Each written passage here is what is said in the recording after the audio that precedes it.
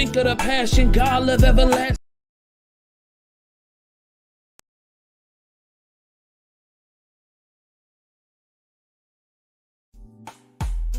Think of the passion, God love everlasting. Keep the law of the land and book in case you're asking. Moving forward to the learning and it's free. Cause I know that God know the combo go with Sister E. Love talk Sister E. God work Sister E. Charity Sister E. Let's talk with Sister E.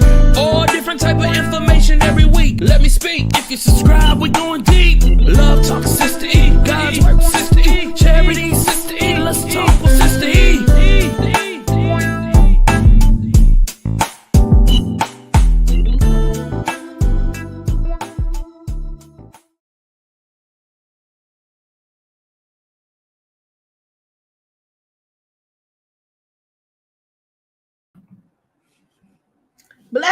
Blessings, family. Blessings. I know I have been incognito for the past couple of weeks. I'm just chilling, y'all. I've been kind of watching everything go down. Let me cut this light off in my room. Yeah, I'm in chill mode right now. Where's Rio? Up. Y'all, when I tell y'all, I have been watching it go down. I've just been kind of watching everything transpire the way it is. And I tell y'all, everything screams, this country is falling apart by the seams. And you see it. You see, I didn't delve into what's going on with the airplanes, one. And we'll talk about that at a later time. But I'm looking at what's going on far as the country as a whole. Yeah, I ain't been gone that long, y'all. Y'all know when I take breaks like that, something's going on. So I had a lot going on at work. So still got a lot going on at work. But hey, that's neither here nor there. Can y'all hear me clear in the house? Can y'all hear me clear? Can y'all hear me clear? Let's see. Who do we got? Welcome. Only 60 games played. I don't understand what that means, but hey, I like the name. Ivan Juan Little. Arrow Spike, my brother. Welcome. Timothy Davis. Welcome. Stephanie M. Welcome. Let me put everybody's up in here. Welcome. Arrow Spike. I love your little thumbnail there. I like that Arrow Spike. Look cool there. Shalom, Timothy, and to the family. Stephanie M. Welcome, my beautiful sister. And Yah, Tyler 112. Well, yeah, we back. Shalom, welcome. Char, welcome. Blessings, family. Gwen Yah, welcome. Lemar, I hope I'm saying that right. Johnson, welcome to the live. Let's see who else. We got Joyce Douglas in the house. I've never seen you before. I think you knew. But welcome. Thank you for coming out. Deborah Mangrum. I hope I'm saying that right. Welcome. Rome Me. Welcome. Naz Yahuda. Welcome. Tracy Brinson. Welcome, Tracy. Teaching 777. Shalom in the house. What's going on? Team Truth. Salute, my sister. Salute. I hope I'm saying it right. It's my sister, right? Susan J in the house.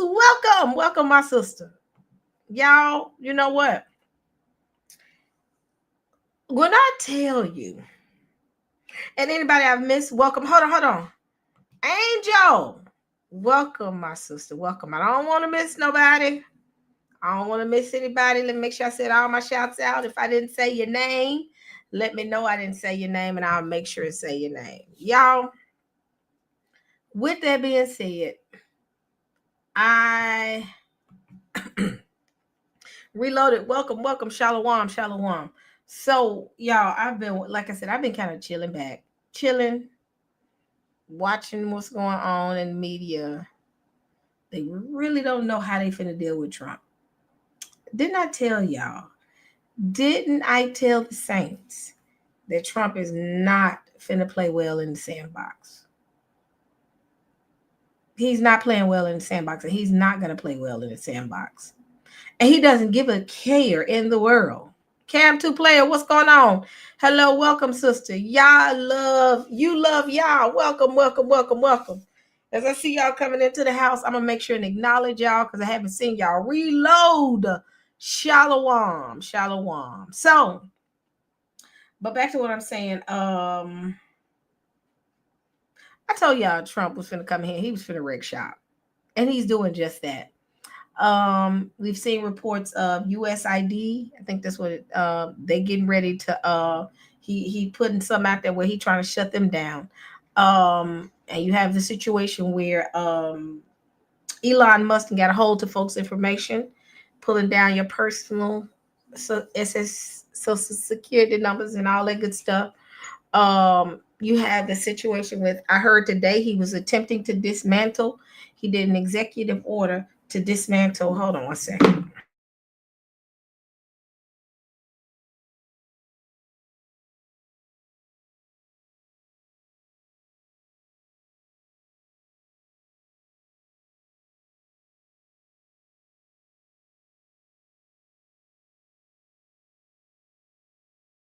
All right, I'm back, family. My daughter was calling me. So, with that being said, I'm back on to the subject at hand. The um the whole this when you look at what's going on, then I heard today, they were talking about dismantling the Department of Education. I saw that today. All the executive orders, it's a joke on on TikTok where they saying, "Give me that pen, Trump," because every single time he signs off something, a catastrophic event. Another thing I noticed with all of this going on, is it me or did January seem like it was extremely long? This is the longest January I've ever experienced in my life, y'all. Hold on.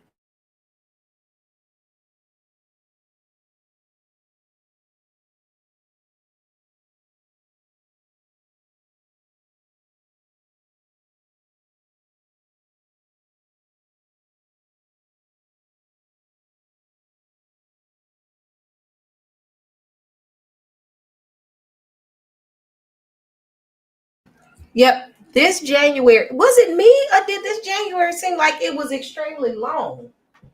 And it was like event after event after event. It's like I wake up every morning wondering if something is about to go down. I promise y'all. Every morning I go to my phone and look at my phone to see if something is gonna happen. Y'all, something else would happen. And I'm just sitting here, and it's like the closer the Charles West, welcome, welcome. I think Timothy Price, welcome. I think I said Timothy already. Diamond Love, welcome. Uh it's like every I heard that today. Today he says Palestine needs to leave Gaza and US is taking over. I saw that today as well. People don't realize the significance of that. If he does that, he's going to go to war with Iran. But what's interesting is it me or does US starting to look like the bad guy and is looking like the good guy? Man, I'm sitting here. It's like everything has shifted. And I'm sitting here, I'm like, I don't, y'all truly, I'm gonna be honest. I've not truly been out here because it's every day. It's something. It's like I plan something to say, well, I had work too, but I plan something to be like, okay, I'm ready to go talk, and then something else happens. And I'm like, oh my goodness. From the incident that happened in DC, that was kind of interesting. I'll say that much with the plane crash. Because if you know anything about DC, you can't just be flying. It just didn't make sense. I'm sitting here like, how is it that Black Hawk plane or helicopter totally missed the fact that there was a whole plane in the same vicinity of them? And when do you see planes just crash in the helicopter? I ain't never in my entire life seen just a helicopter and a plane crash. That right there, it's something they not saying to us, and people are even saying it. But it's so much going on that you're sitting here and you're saying, I don't know where to start. What really triggered me, and I'm gonna be honest, y'all, and welcome Kenneth. Um, Octaria, yes, Octaria. I hope I'm saying your name right. Rio is fine. And Rio is in there with my daughter. He wasn't here with me, but he got pissed off because I'm live. J High Style, welcome, welcome, welcome. What was I saying? It's just that whole incident with that plane crash. I'm sitting back and I'm watching it. And I'm like, this ain't adding up. This is just not adding up. And then you turn around and you got the incident that happened in Philly. Y'all, that incident in Philly was not, it was horrible. Then you just recently had an incident in Houston where they literally couldn't fly because the plane was on fire. Yeah, planes is on fire. Then not to mention, you got internal warfare. Interesting enough, y'all, I saw a video, and when I was actually going to try and go live this week, and I was and I'm gonna play the video for you. And it talks about the demise of every empire. What are the indicators when an empire is about to fail? I don't flag on this one, but I want to play this first, because if I play this first, it'll kind of like set the stage of the conversation we're getting ready to go into. Let me go to the video and let me do my. Yeah, when I tell y'all, I'm slowly but surely working on my bedroom to get it chill so I can do lives and stuff. It's real chill. I really want to start showing myself camera, but I'm still working on my room. So in just a little bit, in due season, I'm gonna be able to show my face. So let me see. So where is it? Playlist. Where is it? Where is it? Where is it? Let me find it. Let me find it. Bear with me, saints. My playlist. My playlist. I need to go to my playlist. Oh, okay. Here it is. Here it is. Where's my playlist at? Y'all, hold on. I promise y'all this playlist stuff. Let me see. Hold on. I know what I can do. Come on, Rio. What, you going downstairs? Yeah. Okay. Y'all bear with me 1 second. Because for some reason I can't find that on my playlist. Hold on. Where is it? And it was a video that I really wanted to. Is this it? I think I found it. Okay. Okay. Okay.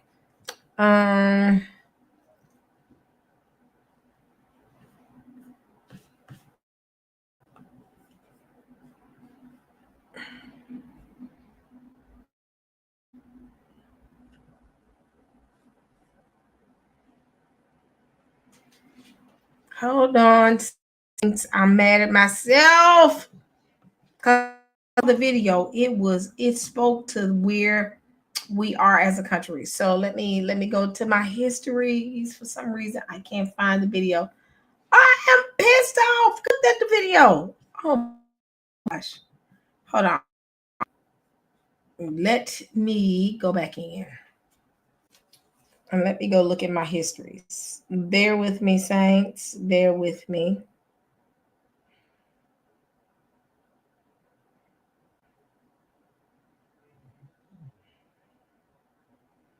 I know how to fix this. I know what day I watched this. This was Saturday.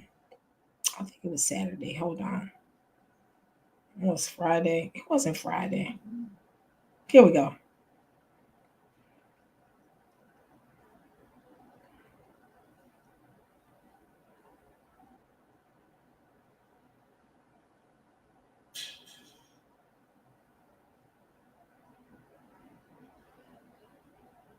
Hold on.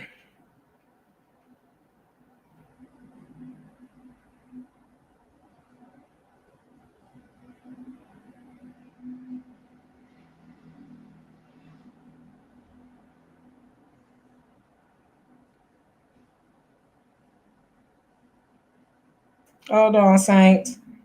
talk to each other while I get to this video. God damn it. Doggone it. Ooh, excuse me, y'all. I didn't mean to say that. Where is my video? I'm mad because I had it saved. Hold on. I told y'all I was prepared, and actually I can't find my daggum video. Hold on.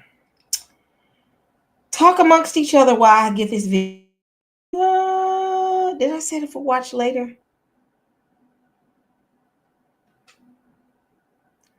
Hold on.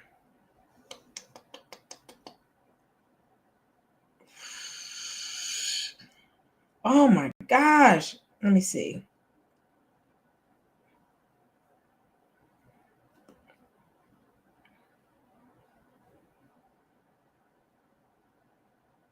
Hold on, bear with me, Saints.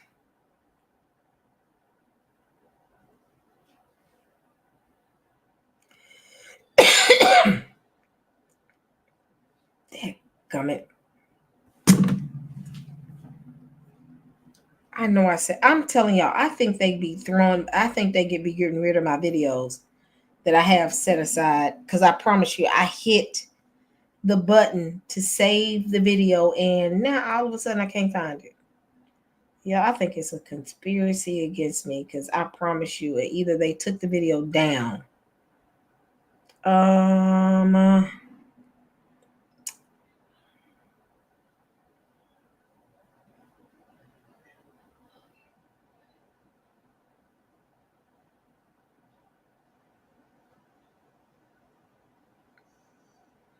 I think I have it. I think I'm gonna find the video, y'all, and I'm gonna come back to it. Because for some reason, this video that I watched and I know I saved. This video. This is what's making me mad, y'all. Bear with me. I know I saved this video, and then all of a sudden, it's gone. But you know what? The devil is a liar. Yeah, yeah, yeah, yeah. That's what I feel like singing right now. Have you ever heard that song by Lisa Page? So let me go to another video that I have. I'm so mad about that. I really believe they got rid of that video, because that video did a full breakdown of the collapse of a cut of. I kid you not, y'all. I feel mad. I'm mad right now.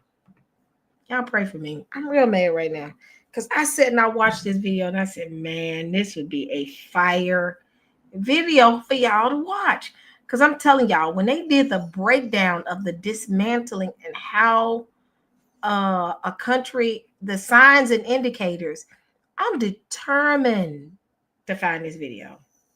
Where is it? Where is it? I think I'm close to it. Hold on, y'all. Bear with me. I'm so sorry. Don't talk about me, Saints. I'm trying to do better with the videos. I'm really mad right now. Trying not to lose my voice.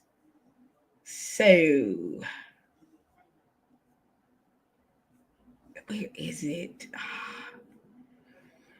Whew. I'm frustrated right now. I'm real frustrated. Hold on.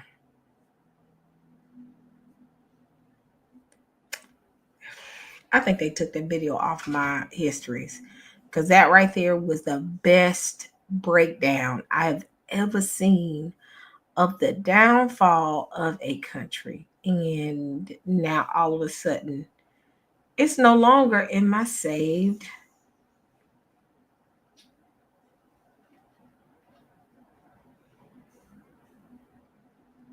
Is this it? Okay, I think this is it. So, I think, y'all, the devil is a liar. Yeah, yeah, yeah, yeah. Y'all remember when she sang that? I'm singing that right now, because he is really cutting up right now. All right, let's see. Let me go to my video. But before I play it, I must do my wonderful disclaimer. Y'all laughing at me. Y'all know I'm crazy. Ignore me. This is every day. Let's see. Are y'all ready? Are we ready? Let me see.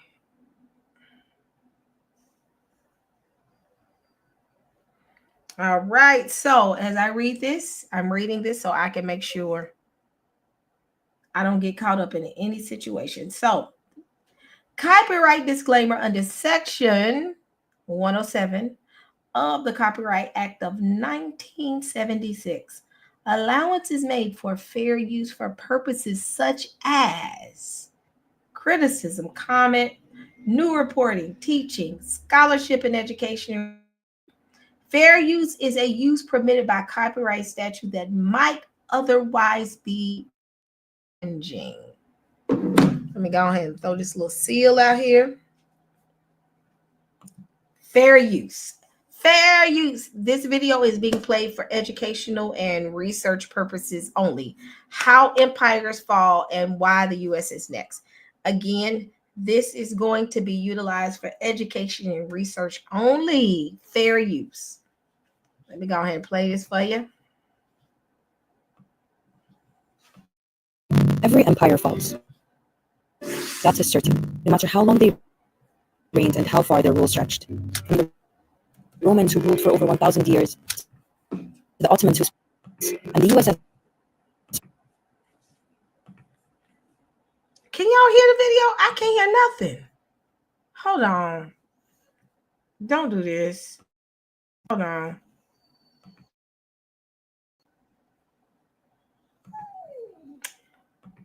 Let me do this. I'm going to unplug.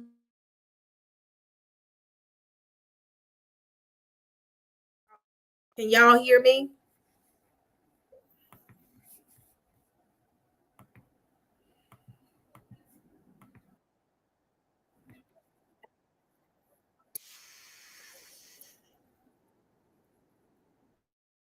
Hold on. So I'm going to play it now. I got it to work.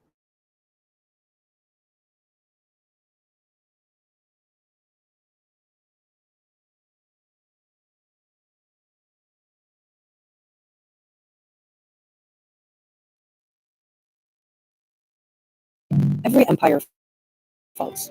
That is certain, no matter how long they reigned and how far their rule stretched. From the Romans who ruled for over 1,000 years, to the Ottomans who spanned continents, and the USSR that changed the political landscape of the modern world. So is the empire we're living under today also crumbling? Yes. The key question is how fast. Can y'all hear the video? I can't help the sounds bad. I think it's more so hold on. We gonna struggle through it, y'all. Hold on. I'm telling y'all, YouTube is doing the most with me. Y'all can hear it? Okay.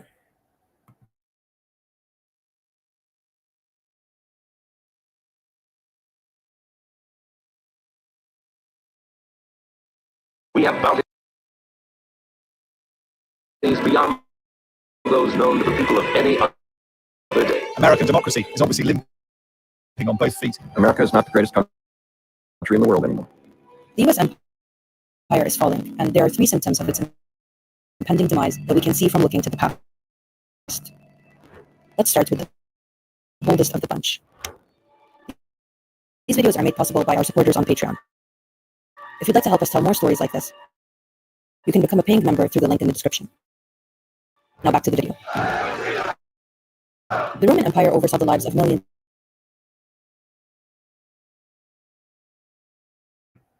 That is weird, y'all. I just listened to it from my computer. Let me try this again. I'm telling y'all, it's a lot going on right now, and I'm getting this is crazy because that's not what I'm hearing. So let me go back into this video again.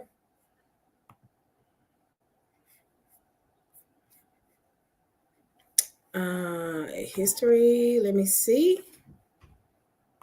Play this again.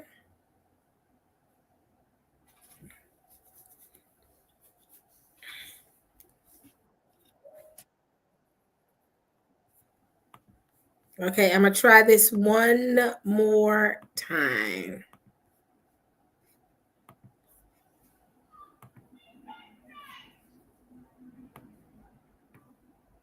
For over 1,000 years, spanned continents, and the USSR that changed the political landscape of the modern world. So is the empire we're living under today also crumbling? Yes. The key question is how fast. We have bounties beyond those known to the people of any other day. American democracy is obviously limping on both feet. America is not the greatest country in the world anymore. The US empire is falling, and Hold there are on, three symptoms y'all. of its Is it impending still demise. doing the same thing?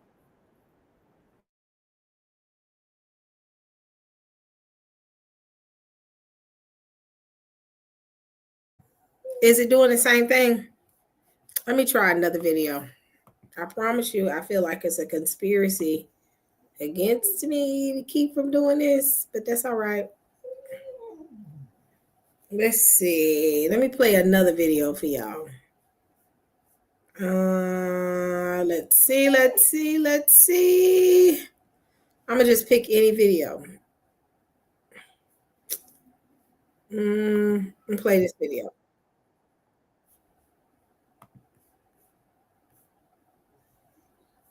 I'm gonna play another video, y'all.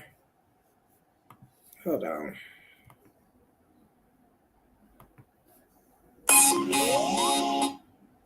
Let me try this.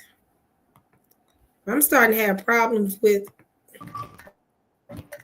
Okay, what does this sound like? Right now, the American Airlines jet and Army Black Hawk helicopter that collided nearly a week ago are being pulled from the Potomac River.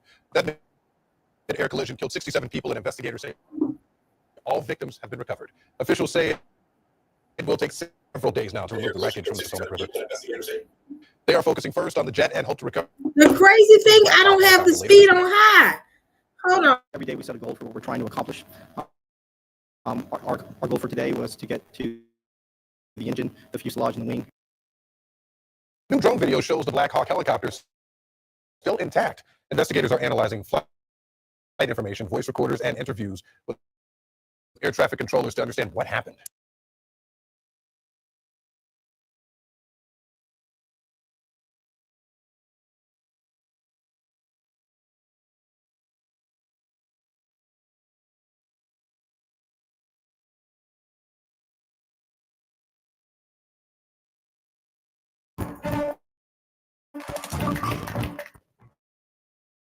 Right now, the American Airlines jet and Army Black Hawk helicopter that collided nearly a week ago are being pulled from the Potomac River. That air collision killed 67 people, and investigators say all victims have been recovered.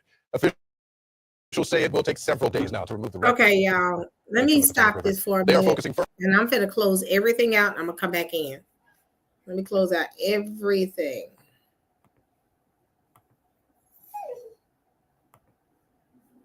I will be right back.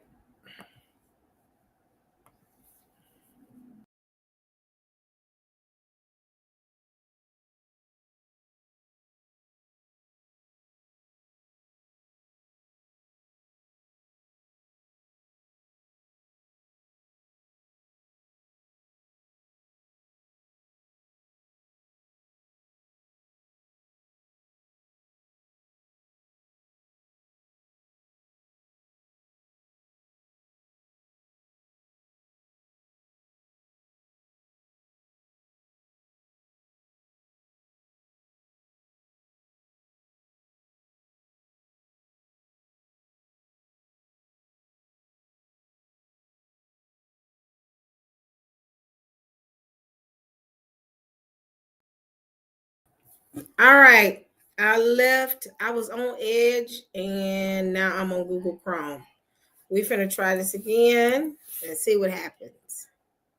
I left one browser and went into my normal browser. So, can y'all hear me? I'm getting ready to join the Hebrew Connect TV. I actually have a page on Hebrew Connect. So, I'm going to play any video for y'all. And y'all tell me what y'all hear.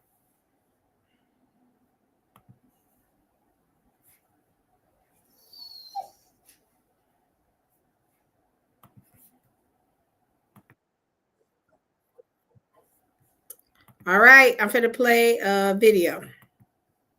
Y'all tell me what y'all hear, and I'm gonna probably play it from my phone too as well. Okay, so a lengthy joint appearance with Israeli Prime Minister Benjamin Netanyahu, and over the course of a rambling, often incoherent hour, the president of the United States appeared to announce a completely unprecedented American policy towards Gaza and the people that live there that on its face would both violate international law and be seen by millions, maybe hundreds of millions or billions around the world as the U.S. backing explicit ethnic cleansing. The announcement has enormous implications for the region, for Palestinians in Gaza, for U.S. all right, we figured out the culprit, which is I'm trying to use the other browser, but that browser is some crap, which is Edge. So it's Microsoft Edge. So it's the blues. So, Rio, you're not, he's trying to get in there with my daughter. So I'm back now. So we're going to go back to that video. So let me go ahead and do this disclaimer really quick again. Rio, you're not going in that room with them. So chill. Okay, so I'm going to do the disclaimer again so they won't try to do anything shady towards me. Copyright disclaimer under Section 107 of the Copyright Act of 1976. Allowance is made for fair use for purposes such as criticism, comment, new reporting, teaching, scholarship, education, and research. Fair use is a use permitted by copyright statute that might otherwise be infringing. Yeah, I tried to use Edge, Aerospike. They really pushing Edge, and Edge is some crap. I'm just be brutally honest. Rio, stop it. So we're going to go back to the other video that I was playing before Edge was giving me the blues. So I'm going to go back. So again, this video I'm playing is for education and research purposes only. So I'm going to play this. It's going to go into the history. And what this video I'm about to show, it deals with the fall of empires and the signs and the indicators that an empire is going to fall. Once we go into that, then we can delve into some of the signs that we see within the U.S. And when I saw, and I'm hoping that this is the video, fair use. Let me say this. When I saw the video, I said, man, this sounds like, here, them, not us. So remind me never to use Edge again, y'all. Okay.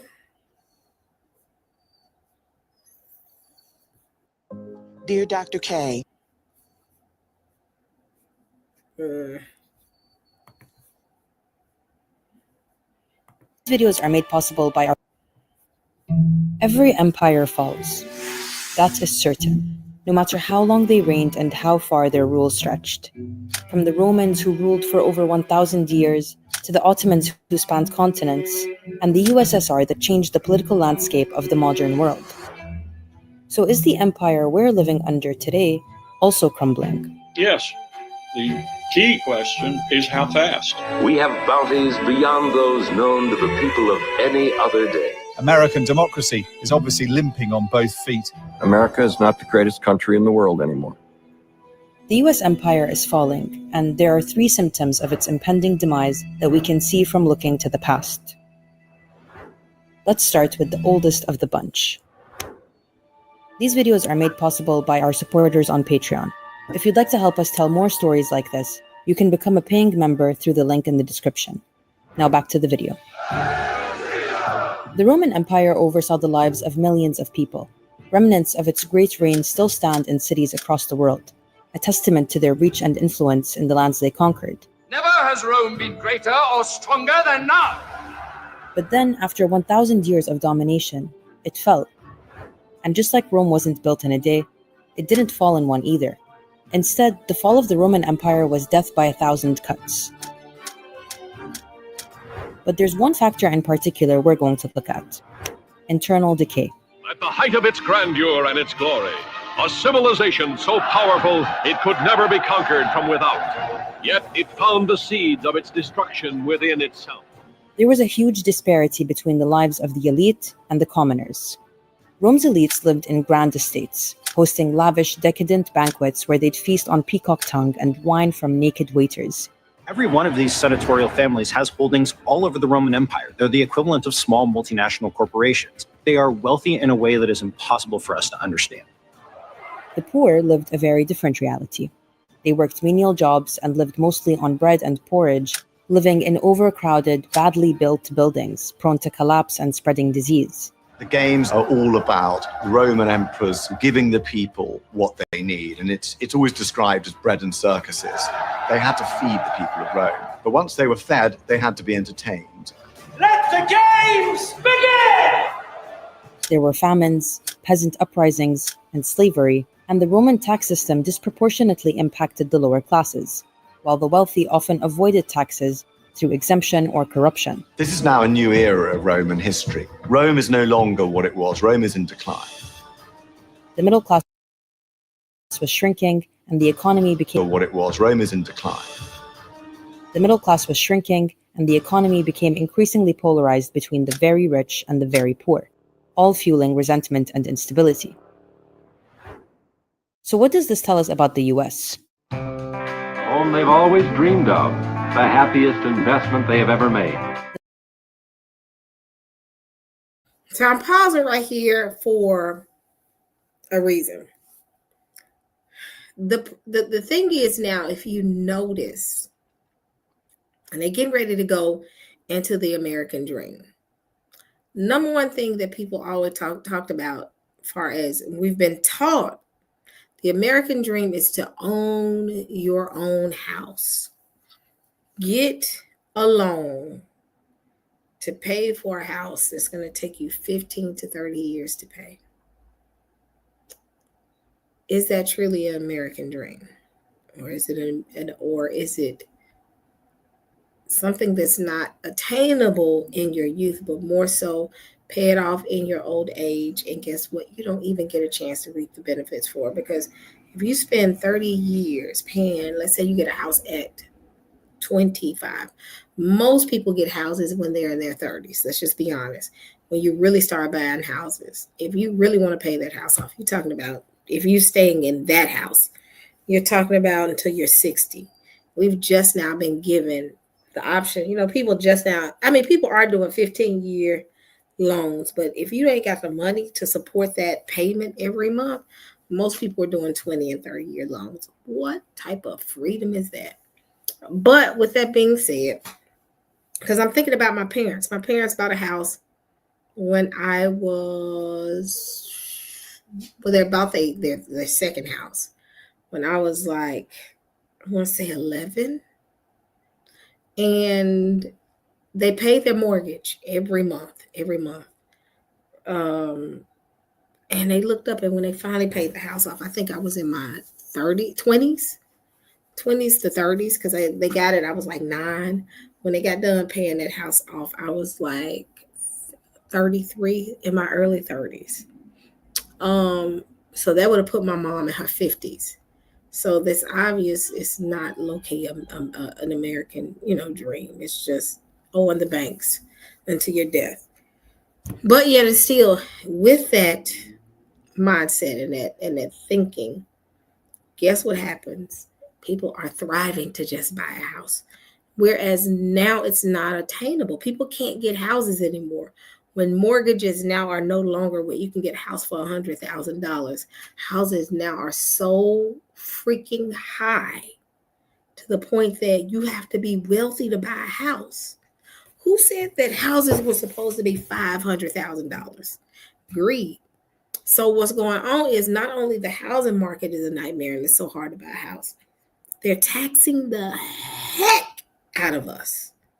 I'm talking about taxing to the point that Trump was talking about firing everybody at IRS. I was like, if I don't agree with this dude on one thing, I agree with him on that one. Let's do something about these taxes. These taxes are ridiculous. So now they're taxing the heck out of people. Houses are not you can't buy a house. Housing prices, if you don't already have a house, you might as well just give it up. Because it's I ain't gonna say give it up. It's so expensive to the point you just pretty much say, you know what? I gotta figure out the best alternative to be able to buy a house. Now all of a sudden Elon Musk can come up with these small miniature houses, and that's a game right there within itself. Not only are you dealing with that, but the cost of goods is going to increase because they keep going back and forth with these trade wars. Understand that the price is going to increase on food. Property taxes are ridiculous. Somebody just said that property taxes are ridiculous. Purchasing a car, we're not even going to get into purchasing a car. It's almost like purchasing a car is purchasing a house. What's interesting is, at first, I used to like the van life. Oh, van life was cool. I'm like, is this programming us to say, don't worry about getting a house, let's live in your van and your car? It's becoming a norm now to live in your van and your car now. And people are making the best out of the situation. And at one time I was like, oh, van life is cool. But are they doing some type of programming to want to do that and get rid of your house and go live in your van? Because if you get rid of your house, you're in financial freedom. You can be able to get in your van. And then guess what happens? When you try to buy another house, that house that you sold to be able to live in your van is went from $100,000 or $200,000 to $600,000. I said, is this what they call, I think it's called predictive programming, to program us to want to do that? And they're making it a norm and making it a trend. It's getting to the point that cars are now at the price of houses. I'm going to keep playing this video. The middle class was once a symbol of the American dream. It meant owning your own home with a white picket fence, a car, kids going to school, a perceived ease and quality of life that couldn't be found anywhere else in the world, and that anyone could achieve so long as they worked hard enough. We are a prospering people, wherever we live, or earn our livelihood. But for the past few decades, that's all become increasingly out of reach for lots of Americans. Some people skipping meals because they simply can't afford it. The number of people experiencing homelessness in a single night went up 12%. Every year, hundreds of thousands of people are literally asking for donations to afford medical treatment. Our roads and bridges are crumbling, our airports are out of date, and the vast majority of our seaports are in danger of becoming obsolete. But Americans from the grocery store to the gas station are seeing their budgets tighten every single month. And the changes suggested would mean higher taxes for the average American family, widening America's already massive income gap. 90% of the wealth is right here in the top. And then the lower middle class, they've got 0.3% of a piece. Yeah, they have some crumbs there.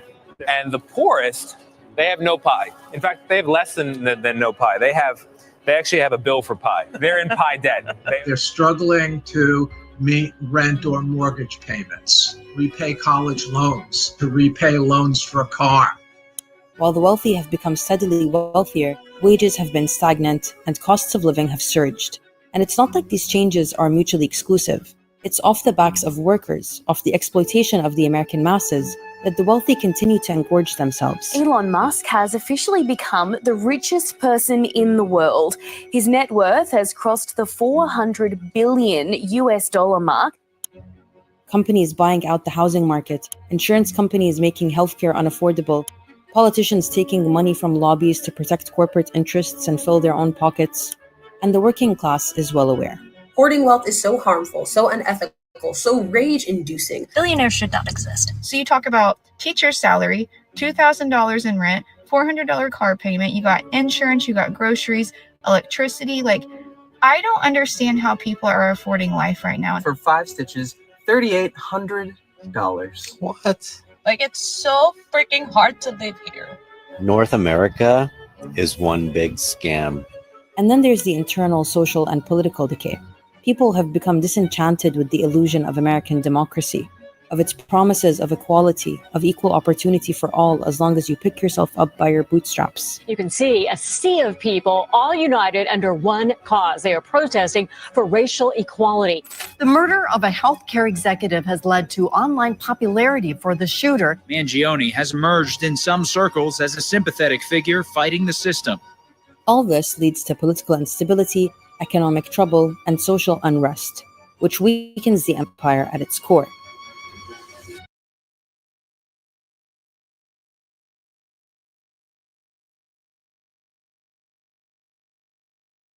Internal decay. Internal decay. That right there is what we are experiencing right now. So I'm gonna put Rio up. I've hit my wall with you right now. Get in here. Get in your cage. Get in your cage. In. Thank you, sir. Let's get out of here. I'm at that point right now with you. I'm sorry, y'all. He just upset because he locked in the room with me and he wants to go in there with my daughter. Lay down. But that's what's going on right now. Internal decay.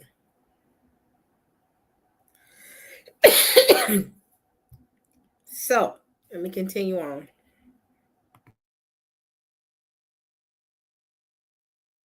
But an empire is bigger than its center. It's a network of vassal states serving the core's interests.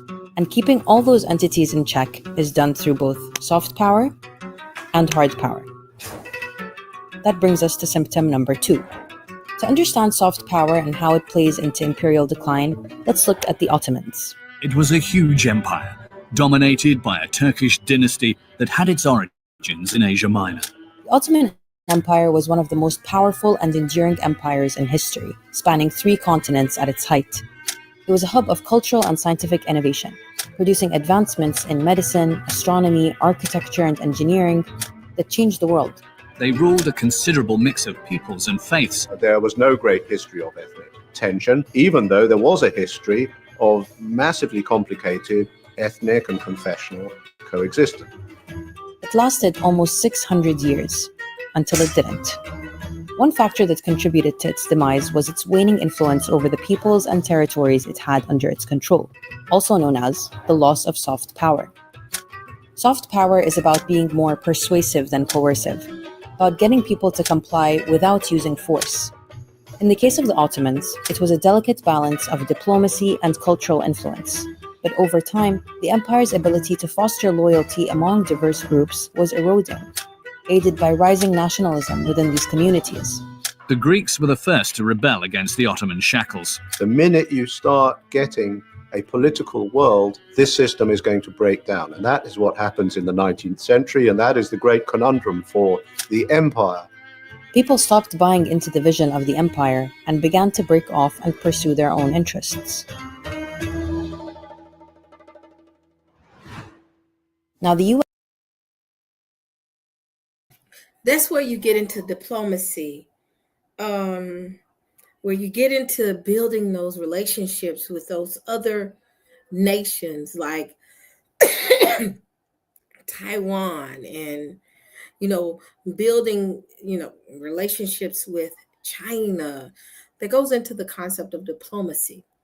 And we know that diplomacy is something that the U.S., they thrived in. I'll say that much. They thrived in trying to build an internal connection of networks. That's why you have what you call NATO. You have all these different groups like the UN and all that that's building relationships. And one of the superpowers they used to be afraid of was the U.S. So it was like, we don't want to create problems with U.S. because, they have the petrodollar. So what we're going to do is we're going to work well and play well in the sandbox with them. All the while, the U.S. is bullying the crap out of them, telling them what they're going to do, doing all these coups within their own countries, taking over. It's just soft power where we're going to take your leader out and we're going to put our own puppet in there.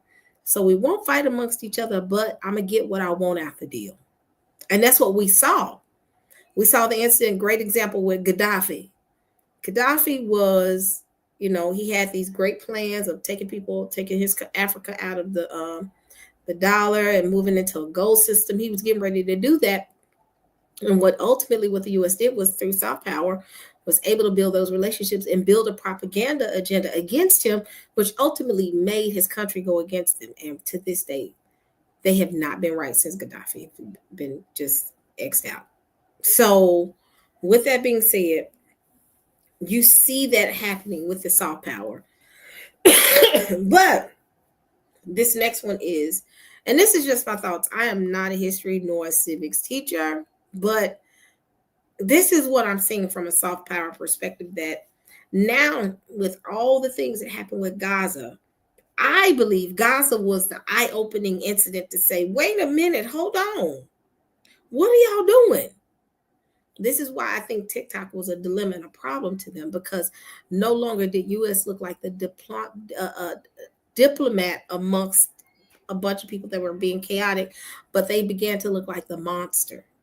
And internal people were already pissed off that not only are y'all in the middle of this and y'all pushing this and people are dying and y'all not holding these countries accountable, our tax dollars are going over there.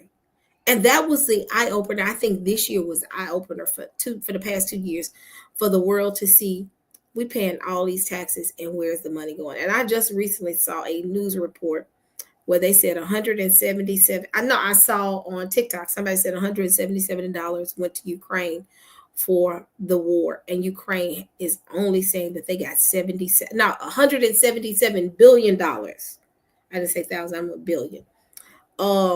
Ukraine said they got $177 billion, but ultimately the U.S. is reporting that. But Ukraine is saying we didn't get 177. We only got 77, I think, million or billion. I can't remember how much. Where is the other 100? Where's the rest of that money? So now the U.S. citizens are now asking questions of, I'm paying all these taxes. Where is it going? What are you funding? What are you doing with the money? So now it's going from that era of having soft power, and then you see internal decay getting ready to shift into the hard power. The US has been really good at soft power. It began after World War II, when the US positioned itself as a global leader promoting democracy, economic growth, and cultural influence. Chose the king because he can buy more with his wages than any other worker on the globe. It is the most important idea that the United States has contributed to the world. Citizens of every rank can expect to have a better, richer, happier life. It helped rebuild war-torn Europe, set up major global institutions where it continues to hold significant power, and has exported music, television, and pop culture across the world for decades.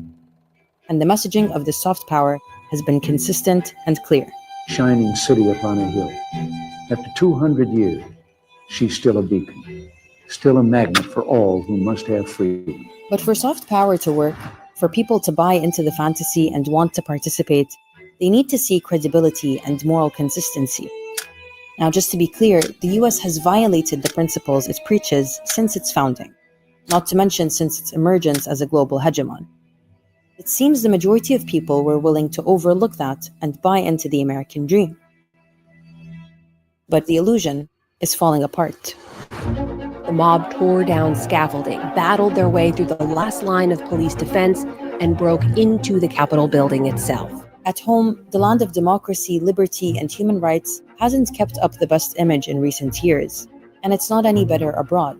The US has spearheaded and overseen devastating wars, crippling debt, human rights violations, and environmental damage across the world, which has made it hard to take preaching of democracy and freedom seriously. America no longer charts a course and therefore has lost all rights to set it, to impose it on others. Disillusionment with American values is growing, and in its panic, the empire continues to thrash and bully to stay relevant. I had to pause right here. Y'all, I think where the U.S. is going now is they're no longer conducting themselves under soft power. They're getting ready to go into hard power, because we're seeing situations where now Trump is signing bills to say Canada, either you join us or we're going to tariff you, which Canada is pushing back and saying, no, we're not doing that. Mexico, he said the same thing. Either you're going to get these tariffs or you're going to join us. Or he all of a sudden said drugs and fentanyl is coming into the country. Y'all, ain't nobody stupid. And that's what makes me mad. I'm like, y'all think we stupid? We know from all the way from Freeway, Rick Ross, y'all been bringing drugs into the U.S. Y'all been bringing drugs here since the 80s. Now, all of a sudden, it's a campaign to shut Mexico down. And Canada, I didn't know Canada was bringing drugs in, I'm be honest. Now, all of a sudden, we are a moral country. And damn it, y'all not going to bring no drugs in here. Wait a minute, hold on. Crack epidemic. Whoa, wait a minute. Freeway, Rick Ross. Can I say his name real quick in the back room? Freeway. I hope I'm saying it right because y'all know I'm country. Rick Ross with the cocaine in LA. Come on now. Taking all the way back to the 80s. That's when we introduced the drugs, the crack epidemic. Can we talk about that? Because yet and still, they said that Ross's success at evading law enforcement was due to his rings, possession of police scanning and voice. And I'm gonna find the story of Rick Ross. I was trying to read something, but I don't want to get far off the beating path. But we all know the backstory of that. They being, I think it was in Guatemala, it was due to the guerrilla warfare. They was trafficking drugs. Where for guns, y'all can have the guns, y'all give us drugs, and we're gonna dump it in the black community. Now all of a sudden, oh no. Y'all not gonna bring drugs over here. Come on now. They were bringing drugs over here from Vietnam. They were bringing drugs over here from South America. They were bringing drugs over here from. They were bringing so much drugs here to the point, and they was dumping it in the black neighborhoods. Now all of a sudden, we're gonna cut the borders because of fentanyl, and we're gonna cut out. Come on now, who's stupid? I think I'm more pissed off by the fact that y'all think that we're that stupid to kind of say, now all of a sudden, y'all finna cut off. Oh, China finna. Y'all finna now cut off. Y'all finna fight against drugs by putting. Why wasn't y'all putting tariffs on them back in the 80s? With the crack epidemic. Rick Ross, I'm gonna say that again. Come on, ain't nobody stupid. This has nothing to do with drugs. This has all, I think, this all has to do with control, power, and money. I don't have the influence. Also, we are so deep in debt. So what we're going to do is we're going to pull in Canada to make Canada the 51st state. Some of that with debt is going to get spread out and absorbed within Canada because guess what? The money Canada has will filter into the U.S. money, which will ultimately increase the amount of money that we have to cover the debt. How do you do? Ain't nobody stupid. They brought in a corporate man to run the country when that's all he's known for is bankruptcy. Ain't nobody stupid. And that's what trips me out. I'm like, why are y'all playing us like we idiots right now? We know, people know what's going on right now. It's not a thing of we're bringing him in here to fix this. No, I really believe they bringing him in here to bankrupt it because he knows the process of bankruptcy and he knows how to bankrupt a damn company because he bankrupts his own companies. So with that being said, ain't nobody stupid. Ain't nobody a fool in the room. I am not oblivious of the fact that all of a sudden Canada is bringing in fentanyl. Mexico is bringing in fentanyl. What about the cocaine that was funneled into the U.S. and y'all knew about it and dropped it within the U.S. in the black neighborhood? Who is the fool in the room? Not us. This is why black folks just chilling and laughing right now, because we know what's going on, because we watching it and we just like, y'all are really playing these people. Quit playing them, Trump. Quit playing them. You know what y'all doing. So now all of a sudden the U.S. is trying to bully and strong arm Canada and Mexico to become absorbed into the U.S. Really more so Canada. Absorbed into the U.S. so that guess what? That debt can spread out. What's the best thing to do? If I owe $80 billion, and I know Canada over here has $80 billion in their checking account, what I'm going to do? I have all the power in the world. Let me go ahead and make you be a part of us and pay that debt off. Ain't nobody stupid. It ain't got nothing to do with anything outside of we need y'all. And that's how I see it. They need them more than they need us. So I'm like, come on. Ain't nobody stupid. So right now, y'all be prepared. It's finna go from soft power to hard power. I'm gonna finish playing this video.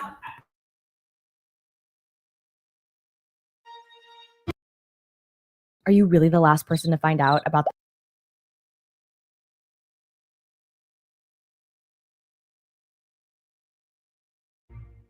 That's where hard power comes in, and brings us to the third symptom of the fall of an empire. This one is best illustrated by the Soviet Union. Now, the USSR ideologically rejected the idea of imperialism, but the reality is that it looked and acted like an empire. The Soviet Communist Party has not faced a serious internal threat to its political rule since the 1920s. There was a centralized authority overseeing expansion and control of a collection of republics and satellite states, where movements for autonomy were suppressed. What tethered these states together was a unified ideology, communism. But it was also hard power, military might. And that costs money. It is here, in Red Square, that the superpower Soviet Union holds its military parades, displaying its might for all the world to see. At its strongest, the Soviet Union had 5 million soldiers stationed around the Union, and pursued wars and conquests to maintain and expand its reach. Then there's all the money spent on the arms race during the Cold War.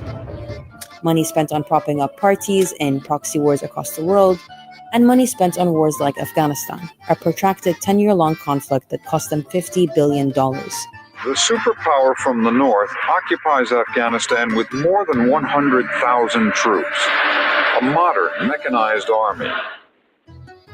Eventually, the cost of keeping the empire in check became unmanageable, and the economy took a hit. By the late 80s, people within the Union were struggling with soaring poverty and a low quality of life, with no strategic wins to show for. This screams two wars. I'm going to say not two wars. This screams first was the situation that's going on with Gaza and Israel, and also Ukraine and Russia. U.S. is just constantly funneling money to them, sending money to them to fight this war. Not to mention, I just heard about the $100 billion that they can't find right now. So they're funneling and they're doing these proxy wars, and it's hard power. But the more you put money in there, where are you getting the money from? Where are you getting the money from? Not to mention one of the very first wars that led to the decline of the U.S. It wasn't World War II or World War I. Vietnam War was the first war that they had funneled a ton of money into it and lost the war. They don't want to admit that they lost the Vietnam War. U.S. lost the Vietnam War. Right after the Vietnam War, that's when you saw later on Reagan coming in, and you got Reaganomics, where they just mass shipping jobs out, outsourcing all the factory related jobs. It was so much going on from Vietnam War to get us here. I really believe that the true decline happened at the Vietnam War, and we're at this point now. So it wasn't just Reagan, but Reagan was one of the implications of the demise, because guess what? Through outsourcing all of the factory jobs out to like Mexico, factory jobs shipped out to India, factory jobs shipped out to China. Guess what happened? You decimated the middle class, because the middle class was working those jobs. So it was a multitude of things that were going on. And now we're in a position that now we're at the point where it's about to break. And we see it and we feel it. So I'm going to keep playing. Are y'all enjoying this so far? Thus far, share this. Hopefully, I don't get hit with a strike. If so, I will find a way to make this available for others to see. I'm going to make sure and download this one because they love to hit me with something. But y'all, I'm telling y'all. Hey, Aerospike, download this quickly, sir. Aerospike always download my videos. But please, Aerospike, if you can, download this quickly because they love to hit me. So I'm finishing up. For all that money spent. Military and ideological overextension drained not only the economy, but public morale as well, until people got fed up. In Moscow, the hammer and sickle is lowered for the last time. Sounds familiar. All estimates agree that the cost will be at least $1 trillion. The Bush administration never expected the war to drag on as long as it has. The fall of Kabul to the Taliban marked an abrupt end to America's longest war. The war cost American taxpayers about $1 trillion. The US carried out long, brutal, expensive wars in Iraq and Afghanistan, with nothing to show for it except instability and devastation and financial loss. Then there's the constant ideological wars. The war on communism, the war on drugs, the war on terror, the war on China and Russia. There's a constant boogeyman in the ether to justify US military spending. The US maintains the most bases in the world at over 700 and spends hundreds of billions of dollars on the military every year, more than the next 10 countries combined. It's funding Ukraine in its war against Russia. It might support Taiwan in a war against China. Billions of dollars spent, and we can't remember the last war the US has actually won. Have a bad roof? If your roof is old, damaged, or leaking, you can get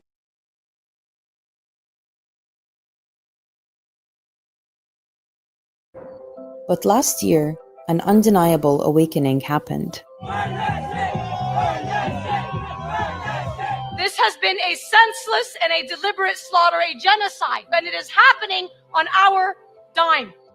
For over a year, Americans and the rest of the world have watched US politicians from both sides of the aisle cheer on and fund the genocide of Palestinians in Gaza to the tune of billions of dollars.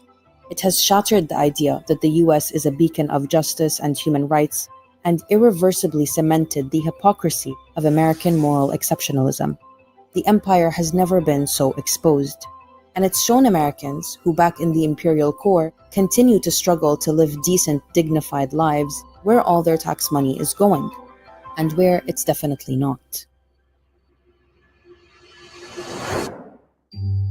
The US has been an empire since its very conception.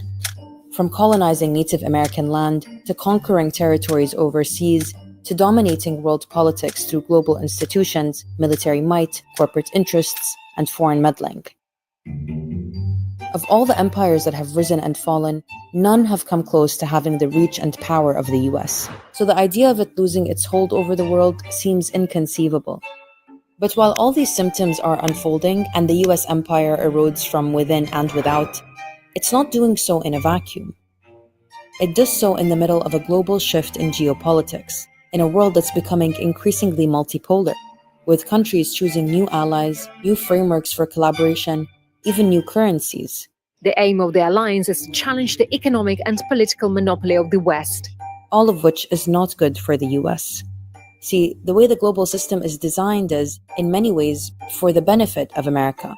From reliance on the dollar, US aid, and US debt, to fear of US sanctions, vetoes, and foreign intervention, we live in a world full of systems and institutions designed to prop up the US and keep the rest of the world in check.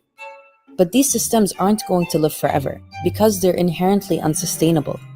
They rely on the exploitation of peoples across the world and within the imperial core, and bank on them buying into the bit that all this is necessary, is better for them, and protects them. And as life becomes more unaffordable, countries more destabilized, governments more autocratic, and our environment more unlivable, people eventually wake up. And that's usually the beginning of the end.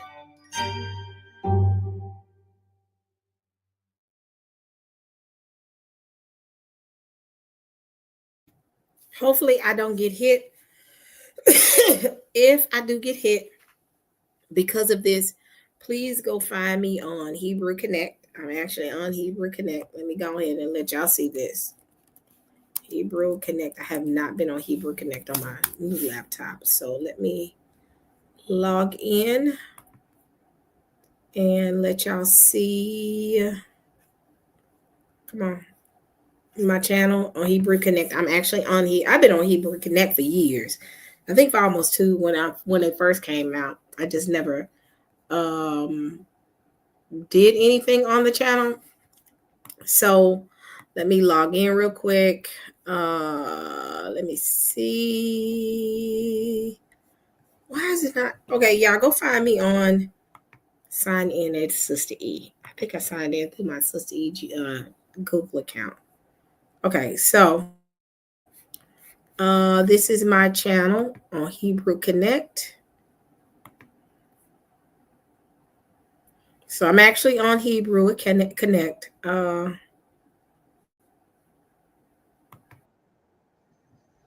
right. So if you don't know, I am, like I said, on it. I'm a share.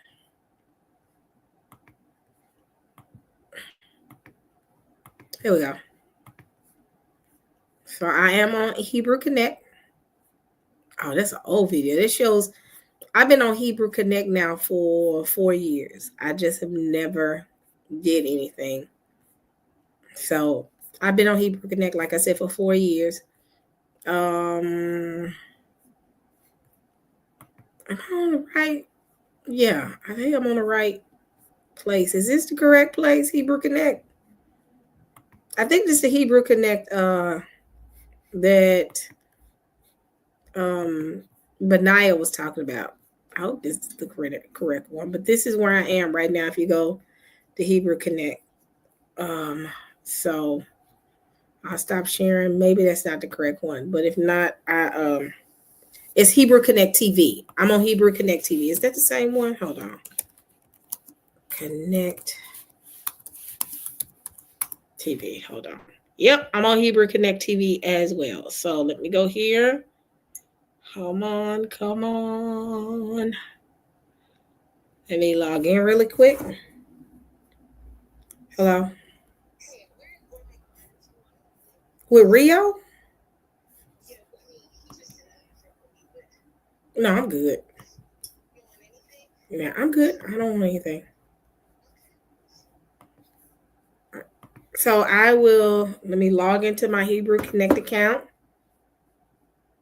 Wait a minute, hold on. Sign in as Sister E. I'm gonna let y'all see Connect TV. That's where I am. So let me share that.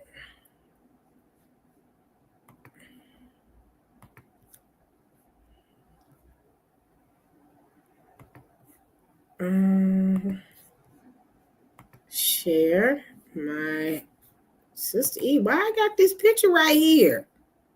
That's not my channel.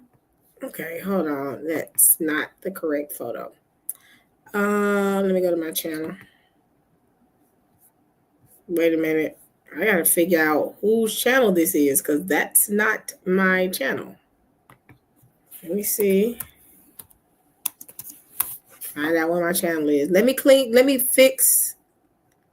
Okay, so where is my channel? That's not my channel. Yeah, let me see. Playlist. That's weird.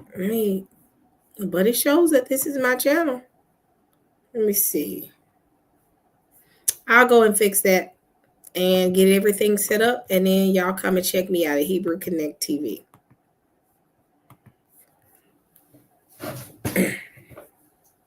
Okay, so everybody got the same profile pic. Okay. Okay.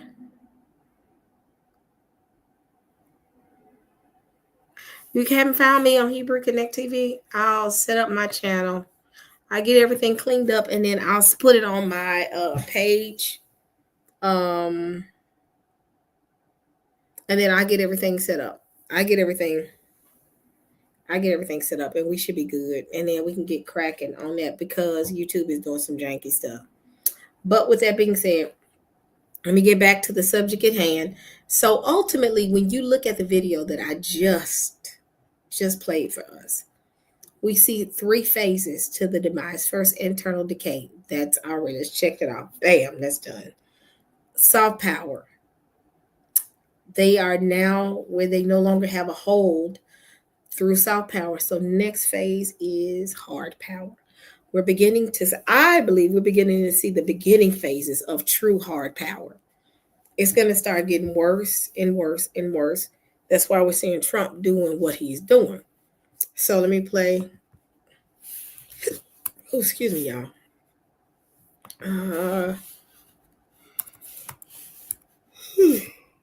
Okay, Saints, I'm starting to I had the hiccups and I'm starting to get sleepy. So, playlist. I actually got this saved on my playlist.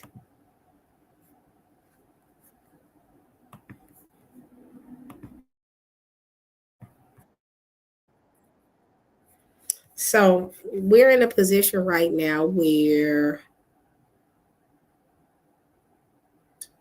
this is getting where Trump being in power, Trump has nothing to lose. Trump is in a position to do things like remove us from places like Department of Education. They're pushing to pull us out of multiple things. But the biggest thing is, let's look at this. I can't play the full 30 minutes. So here we go.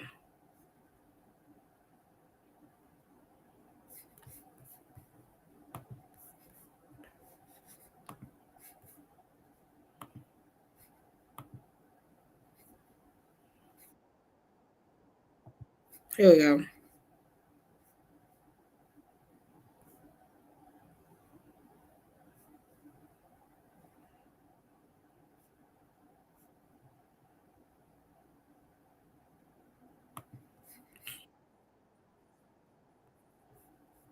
So Trump is imposing tariffs on Canada.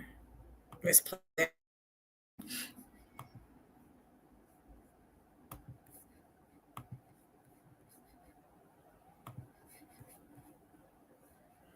Third crew member aboard that Black Hawk helicopter that collided with an American Airlines flight over the Potomac River this week. Captain Rebecca Loback, a native of Durham, North Carolina, was 28 years old. 60 most imports from the United States top 3 tonight. President Trump, as threatened, has hit most imports from the United States top 3 trading partners with tariffs of up to 25%. Billions of dollars worth of goods are affected. The Nonpartisan Tax Foundation says tariffs could cost the average American family $830 a year. CBS's Willie James Inman is in West Palm Beach, near where President Trump is spending the weekend. Willie James? Nancy, good evening to you. President Trump delivering on a key campaign threat, imposing punishing tariffs on Canada, China, and Mexico, a move that economists warn will raise prices for Americans. President Trump throwing the first punch in a fight with America's largest trading partners. Imports from Canada and Mexico will be hit with a tariff of 25%. Imports from China, 10%.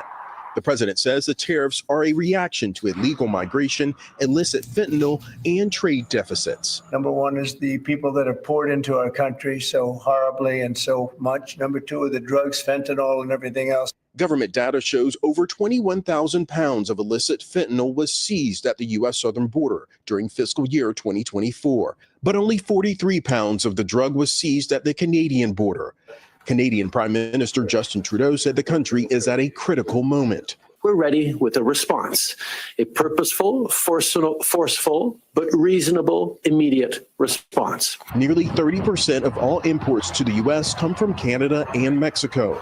Experts say prepare for sticker shock on everything from Mexican tequila and avocados to Canadian-supplied car parts, energy, and lumber. A tariff at the end of the day for Americans, it's a tax. There will be pain for Americans at the gas pump and other places. The White House also put a 10% tariff on Canadian energy imports. Now, Canada is America's largest supplier of both oil and natural gas. Nancy? Willie James Inman, thank you. Trade between the U.S. and Canada is big business. And earlier today, I spoke with Ontario Premier Doug Ford. The province is Canada's largest trading partner with the U.S. In the first 3 quarters of 2024, roughly $683 billion in goods and services crossed the U.S.-Canada border. That is nearly $2.5 billion every day. Premier Ford, President Trump's tariffs threat, it is now a reality. Is this the start of a trade war? Well, Nancy, I hope it's not. We're the 2 closest, strongest allies in the entire world. We're the #1 customer for the U.S. and the American people. And this is going to hurt both sides of the border. It's going to create inflation in the U.S., create inflation in Canada. That said, you have backed strong and forceful counter tariffs. What are they? Well, let's see what President Trump comes out with. But I can tell you one thing, we aren't going to lie down. We will use every single tool we have in our toolbox to retaliate. 60% of our energy gets flowed down to the U.S. The electricity that Ontario provides to keep 1.5 million homes lit up in Michigan, in New York, in Minnesota, and the list goes on. Our high-grade nickel that we ship down to the U.S. Would those potentially be sectors that you could and would target then? Everything's on the table. Absolutely everything. Nothing's off the table. So right now, and what I've heard now is after discussions with Mexico and Canada on yesterday, they have put the tariffs on hold, I think, for a month. And he's giving them a month to put troops in Mexico so they can make sure that the borders are secure, and the same thing with Canada. That's what I've last heard. But even with that, you just got 1 month to do that. And what you're literally doing is you're destroying relationships through you're gonna do what I tell you to do. It goes from making friendly suggestions to you're gonna do it. So with that being said, you're creating a hostile environment. And he doesn't care. So he's losing his allies and his friends. So another developing story. Okay, hold on.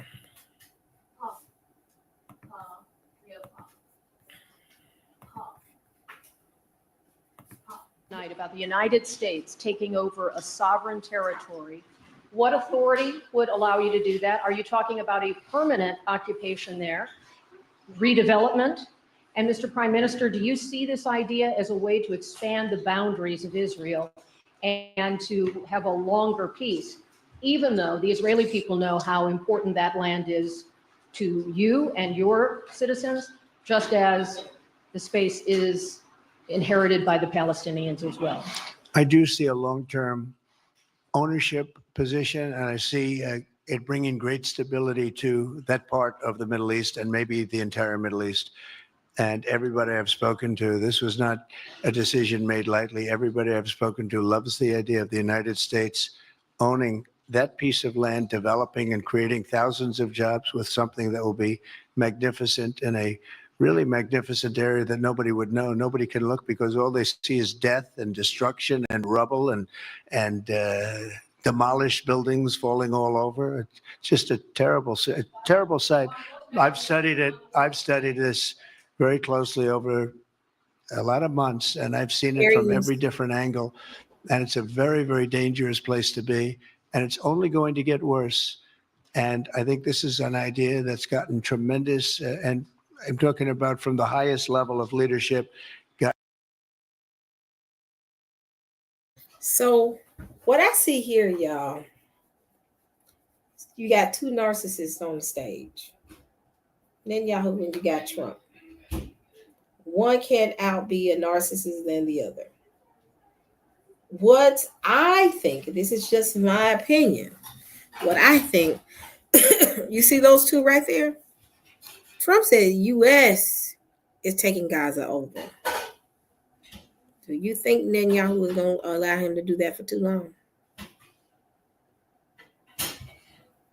Do you think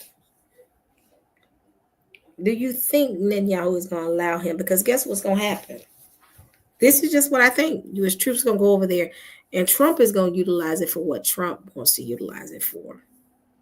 Netanyahu, I really believe those two is finna go. They're about to clash in just a little bit. Because Trump is not a Biden. Biden is going to bow to Netanyahu. Trump is going to say, this is what it is, and get over yourself. And this is how we're going to do these things. Netanyahu is not finna take that. He's going to be like, no, you finna do what I want you to do. I see a clash coming soon. Those two don't need to be our partners, because that right there is a recipe for disaster. Just watch. Then Netanyahu think he's getting a deal because he's letting U.S. come over there, and Trump is blatantly saying it. Trump is saying it because Trump mean it. Like, U.S. is taking this over. And I really believe you get ready to see them clash, because it's not going to fulfill the need of what Netanyahu wants out the deal. They not. This is going to be. When I saw this, I said, two narcissists on the stage. Oh, this is a recipe for disaster. This is, and they are the two most. Think about it. They are the two most hated leaders in the world right now. Putin ain't even that hated anymore. These two are the most hated individuals. Two most hated countries. Two most hated countries, the U.S. and Israel of the world. And you got them standing on the stage and say, we are taking Gaza over.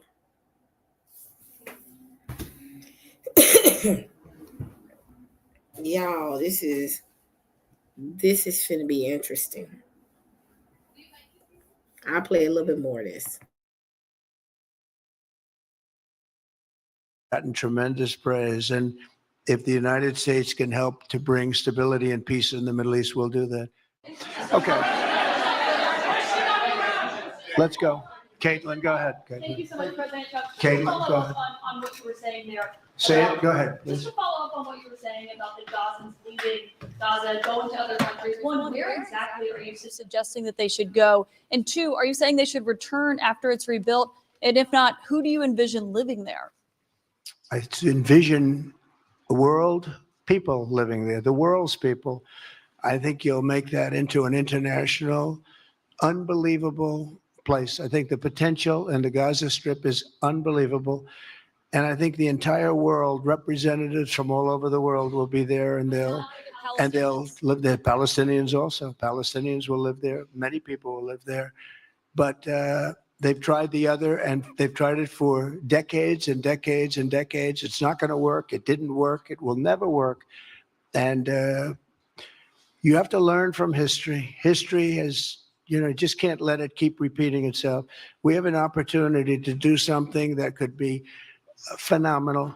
And I don't want to be cute. I don't want to be a wise guy, but the Riviera of the Middle East, this could be something that could be so bad. People go in the meantime, Mr. President.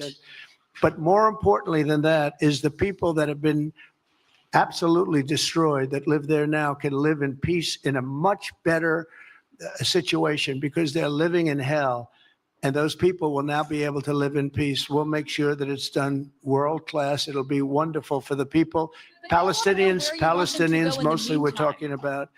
And I have a feeling that despite them saying no, I have a feeling that the king in Jordan and that the general president, but that the general in Egypt will open their hearts and will give us the kind of land that we need to get this done.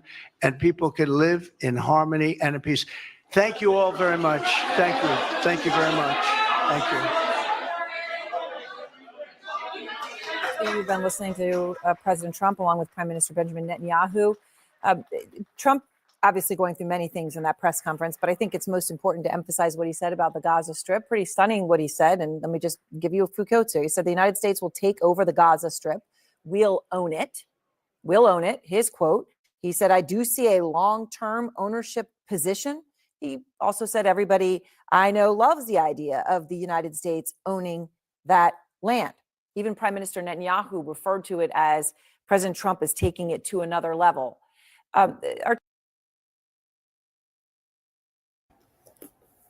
Man, this is a recipe for disaster.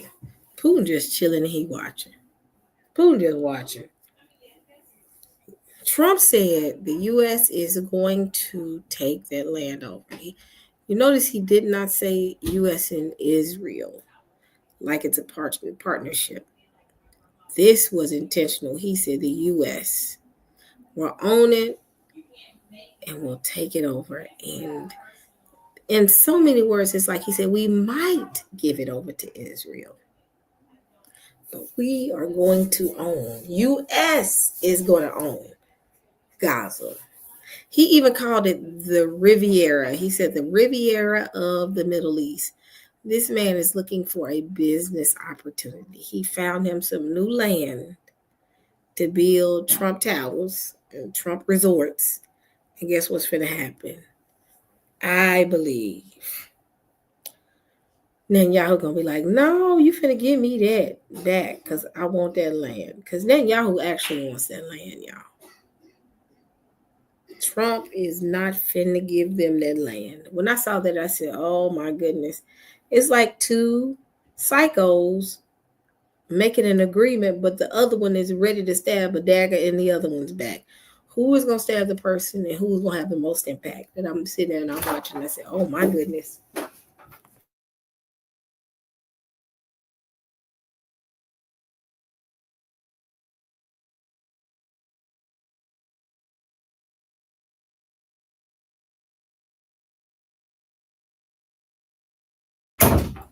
Man, this is going to be a mess. Y'all know Trump is not going to just hand that over to Netanyahu. Y'all know. Trump is going to take it and say, this is mine. Y'all don't know how to do nothing, and I'm going to take it from here. Y'all, when I tell y'all next 4 years is going to be a ride, oh, it's going to be a ride. Oh, it's going to be a ride. Let me finish playing this. Our team coverage begins here right now. Jeff Zeleny live outside the White House. Jeff, look, Trump says a lot of things. He doesn't necessarily always follow through on what he says. In this case, though, this is a pretty this is a significant thing, right? It's not as if he misspoke or he said it once. He did again and again and again. The United States will take over the Gaza Strip.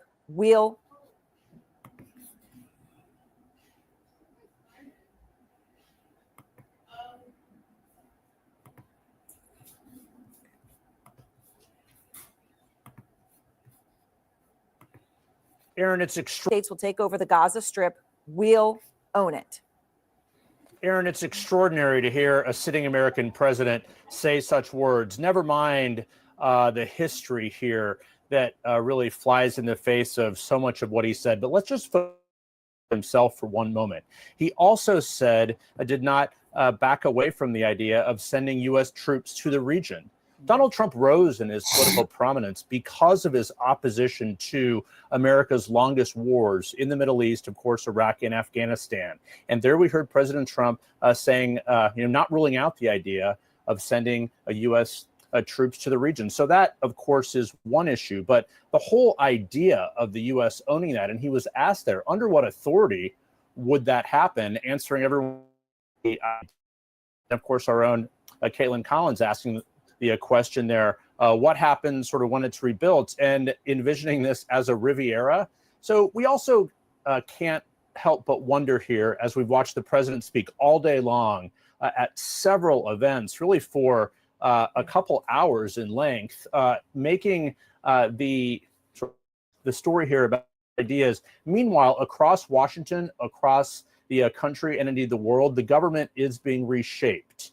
by Elon Musk, by others. So it's unclear if this is something that certainly is a provocative that gets headlines, which we should pay attention to it, of course, but also shining a light on this as opposed to what is actually happening in real time. The protests we can hear outside the White House here, of course, for the Israeli prime minister, but also people protesting what he's doing to this government, Aaron. Yeah, absolutely. And we're going to go to Israel in just a second. Obviously, the moment of this is so crucial.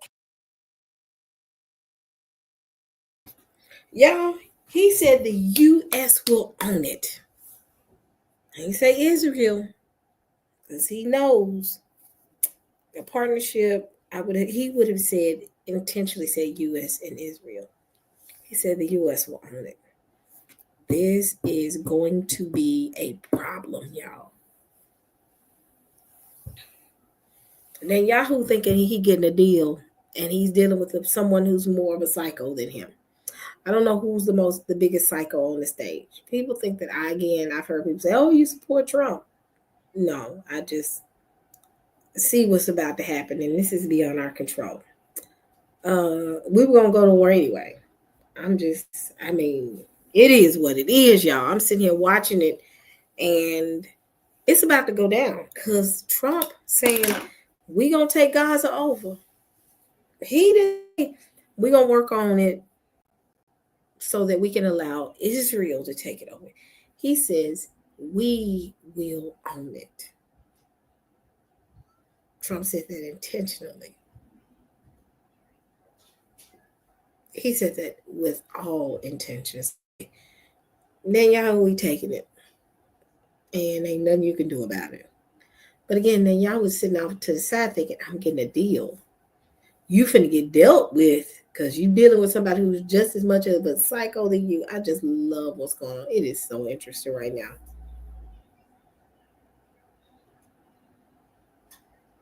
Oh, this is finna be interesting. Y'all, this is finna be interesting.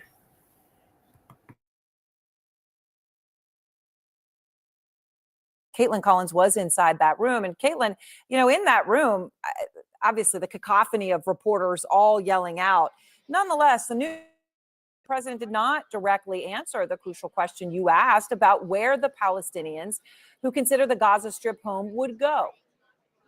Yeah, Aaron, it was a remarkable moment here in that press conference. Typically, just to give you a sense, when a world leader is here, they do a press conference that's known as a 2-and-2, where 2 reporters from one side asks a question and 2 reporters from the American press ask a question. This turned into a more freewheeling press conference, really building off of what Trump came out and his opening statement that built off of what he had been saying all day long, even before the Israeli prime minister arrived here at the White House, which was talking about Palestinians leaving Gaza while it is being rebuilt. He has now suggested twice that Egypt and Jordan could take them. Both of those countries have outright rejected any notion of that happening. And I should note the King of Jordan will be visiting here next week, as the president was just referencing to me there when he was answering my question, and looking at this in terms of what this looks like going forward and how the United States would take ownership of the U.S. Gaza. He left open the idea that American forces could be involved in that. But the real crux of that question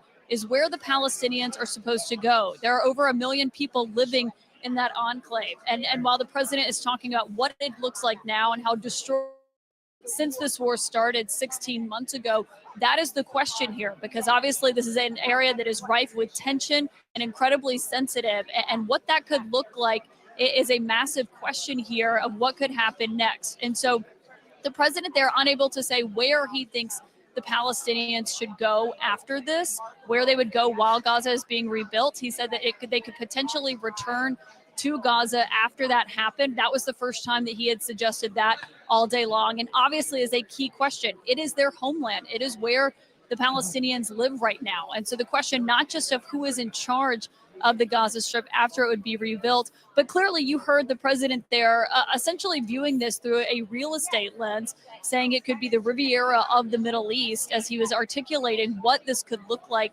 in terms of who lives there and who is in control of it. That has created a ton of questions. What does this mean for the future of the ceasefire tonight, Aaron? I think that hangs in the balance, because there was already a question when the prime minister was arriving here of how that second phase would be carried out and what exactly that would look like. Now, the question is whether or not Hamas still abides by this ceasefire, as they are hearing the American president say that the U.S. is going to take over the land in which Hamas lives now. And of course, many of these Palestinian civilians who have been fleeing this war and already displaced from their homes. And now the U.S. president is suggesting that they could permanently relocate from Gaza. A major question is to where. We'll see what the King of Jordan has to say about that when he's here at the White House next week. That obviously is a country that has already taken in a lot of refugees. Yeah. Major questions left unanswered here, and a very explosive press conference, Aaron. All right, Caitlin, thank you very much. Of course, Caitlin was in that room. Jim Sciutto and is with me from Washington, of course, has spent so much time on the ground in Israel. Jeremy Diamond is there in Tel Aviv tonight. Jeremy, can I just ask you, you hear the President of the United States say, we're going to take over that piece of land. The U.S. will take over the Gaza Strip. We'll own it. I see a long-term ownership position for the United States of America. Everybody I know loves the idea. Prime Minister Netanyahu, hardliner on the issue, says Trump's taking it to another level. What even would be the reaction within Israel to hear the President of the United States saying what he just said?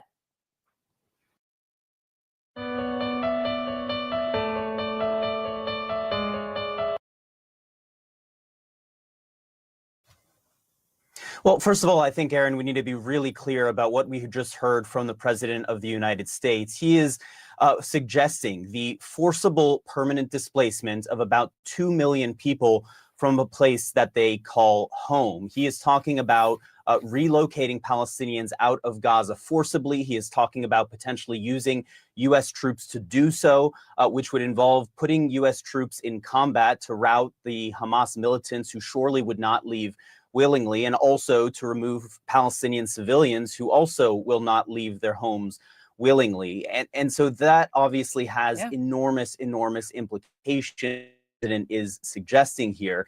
And we should note that, as the president is talking about displacing Palestinians from Gaza, he is talking about it in the context of all that they have suffered over the last 15 months of war and decades of conflict. But rather than solving the conflict, the president is saying, let's take one party of the conflict out of this place that they call home and turn it into a real estate development that would attract, I think he said, the people of the world who would be able to live there. He did say that that would include some Palestinians, as well as also suggesting that that would include Israelis. So this is a quite radical idea from President Trump, and certainly one that is going to be rejected out of hand by Palestinians on the ground, and I suspect by many Arab leaders in the region as well. Well, I mean, Jim, just to state the obvious, and I know many like us who have reported from Israel on this issue, you will talk to someone who will talk about how they still have the keys to their family's home in Ashkelon, which is on obviously the Israeli side, who are Palestinians. Like, to imagine the people who live in Gaza are just going to happily, merrily go live in some kind of a permanent refugee camp like Syrians have been living in Syria is obviously absurd. But what President Trump says, the only reason to go back is if they have to go. Jim, of course, that's not the reason they want to go back. They want to go back because it's home. So then what does all this actually mean? Does this all just become a whole lot of hot air or not? Well, listen, apply that principle to any other war or conflict that involves two people fighting over a piece of land. Did George Mitchell suggest moving the Catholics out of Ireland, right? I mean, when you were speaking about South Africa, did you discuss moving all Black South Africans out of Africa to solve the issue here? It's preposterous, and it's illegal by any understanding of international law that you would forcibly move people away from their homes. I mean, the agency here, right, is the agency of the. It would be funny if they are very interesting if they're leveling that land off for the elites to live. If you see Gaza before the destruction, an actual Gaza, when people were living there and everything was fine. It's a beautiful piece of land. Beautiful. Beautiful. And when I saw it, I said, oh my gosh. Beautiful piece of land. It'd be interesting if he's leveling it off for the elites. Because it's enough room for them. It's only, 1% of them? Gaza Strip is enough room. It would make it. if they go over there, that's a setup for the Most High to move and move quickly. Man. I'm going to play a little bit more of this and then we shall reconvene later on this week. I'm going to try my best. Palestinian people. Right. Are they going to be frog marched out of their country by U.S. forces as it's then rebuilt as a Riviera by presumably U.S. property developers? That seems to be what the president. It's not seems to be what the president is suggesting. It is what the president is suggesting in so many words. And I would just say that the thing is with Trump, he seems to be applying this principle, if you want to call it that, to other places as well. He wants Greenland, apply pressure to an ally, in this case, a treaty ally, Denmark, and take ownership, maybe send some money their way, and make it part of the U.S. Same with Panama. Violate a decades-old treaty to take back the Panama Canal. Where is the agency of the nations whose territory is sovereign, right? Much like the Palestinian people in Gaza. It seems to be a Trump worldview here that requires move land. The other piece I would say, it requires two other countries giving up their land, right? Jordan and Egypt to become new homes for the Palestinian people. And by the way, their leaders have said they have no interest in doing that.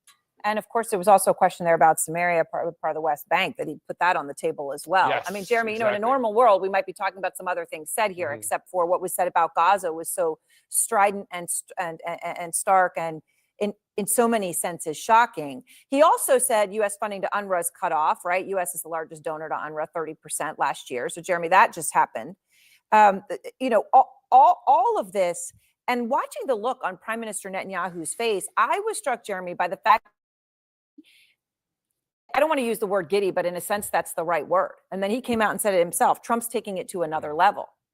He could never have dreamed of all these things being handed to him in any other setting than this one. And as he said, Trump is the greatest friend he's ever had.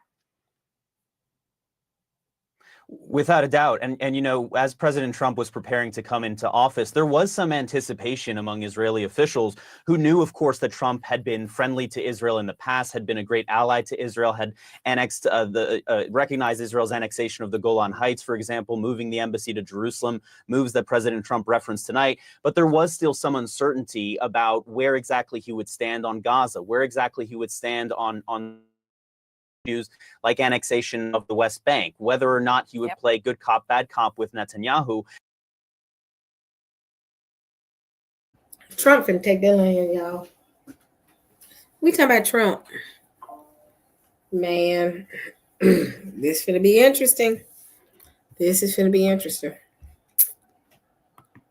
And today, Netanyahu is really just getting a raft of ideas that his right-wing allies in government have been promoting for years, being put on a silver platter here by President Trump. The forcible displacement of Palestinians from Gaza, chief among them. And then also, as you mentioned, Aaron, there was something there where he said in the next 4 weeks that he would be making some kind of announcement regarding the annexation of the West Bank. Whether or not that is a decision for the United States to support annexation of the West Bank wasn't entirely clear. But clearly, it was something that he discussed with the Israeli prime minister, and something that the Israeli prime minister here in Israel has talked about, has campaigned on, and has been pushed on by his right-wing governing partners. To that point, Jeremy, I suppose if the U.S. president believes the U.S. can take ownership of Gaza by some fiat or whatever, I suppose he imagines he can declare that Israel can take ownership of the West Bank. I imagine, based on that principle.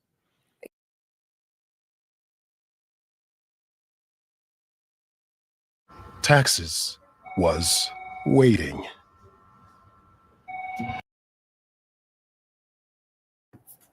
Y'all, this is going to be interesting. All right. I have so much to say in this subject. The most I can say is for us to be aware of what's about to happen. When I tell y'all it's about to go down, here you go, Red. Try to get to your friend. It's about to go down. So, with that being said, I'm going to finish off with saying this.